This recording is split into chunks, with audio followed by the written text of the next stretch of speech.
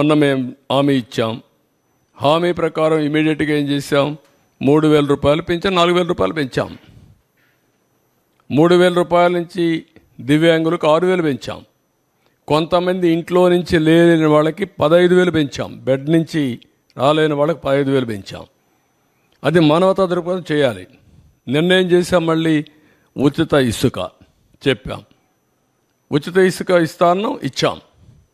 ఇప్పుడు దాన్ని కూడా కొంతమంది విమర్శిస్తున్నారు. అంటే ఎట్లా మాట్లాడుతున్నారంటే, ఉచిత ఇసుక అంటే మేము ఇసుక ఇంట్లో ఇస్తామని చెప్పామని మాట్లాడతారు. లేకుంటే నేనే మళ్ళీ ఇల్లు కూడా కట్టిస్తాను, లేకుంటే వాళ్ళ ఇంట్లో కూడా పొలాన్ని నేను పని చేస్తాను అని చెప్తారు. ఏం చెప్పమంటారు వాళ్ళని? ఇది రాజకీయం.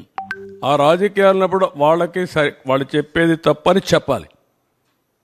దీనికంటే ట్రాన్స్పరెంట్ పాలసీ ఏమందంటే, జిల్లాలకు అప్పచెప్పాం, స్టాక్స్ అన్నీ వాళ్ళకే ఇచ్చేసాం. అక్కడ ఇసుక తీయమన్నాం. ఏ నదిలో అయినా ఏ కాలువలో అయినా ఇసుకుంటే వాళ్ళ ట్రాక్టర్ ఉంటే ట్రాక్టర్కి, ఎడ్ల బండి ఉంటే ఎడ్ల బండికి నెత్తి మీద పెట్టుకోగలిగితే నెత్తి మీద పెట్టుకో తీసుకుపోమంటున్నాం.